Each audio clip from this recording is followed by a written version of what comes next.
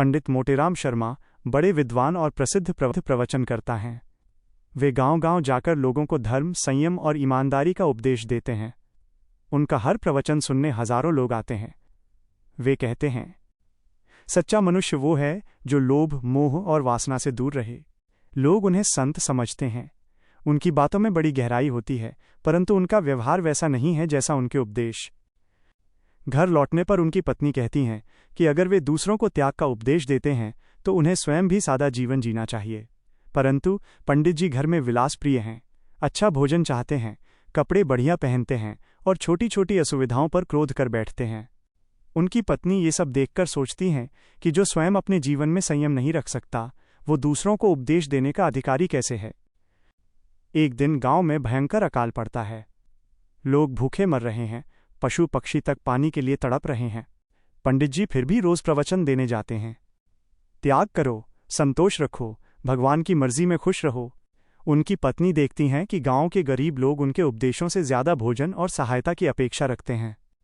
वह पंडित जी से कहती हैं, केवल उपदेश से किसी का पेट नहीं भरता। सच्चा धर्म दूसरों की मदद करना है। लेकिन पंडित जी इस बात को अनसुना कर देते हैं। पत्नी खुद निर्णय लेती हैं। वो घर की बची हुई अनाज की थैली और थोड़े पैसे गरीबों में बांट देती हैं। जब पंडित जी लौटते हैं और ये देखते हैं तो उन्हें क्रोध आ जाता है। तुमने घर का सारा अनाज बांट दिया, हम क्या खाएंगे? पत्नी शांत स्वर में कहती हैं, आप तो लोगों को सिखाते हैं कि धन और भोजन नश्वर हैं। फिर आज जब उसे बांटने का अवसर आया तो ये क्रोध क्यों? ये बात पंडित जी के हृदय में तीर की तरह लगती है। पंडित जी पहली बार अपने जीवन पर दृष्टि डालते हैं।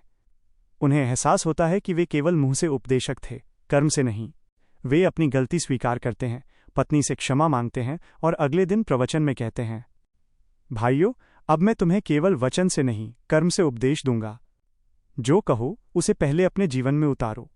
अब उनका उपदेश पहले से कहीं ज्यादा प्रभावशाली हो जाता है, क्योंकि उसमें अनुभव और सत्यता का बल होता है। कहानी का संदेश। 1. सच्चा उपदेश वही है जो कर्म में झलके। 2. बिना आचरण के ज्ञान केवल दिखावा है। 3.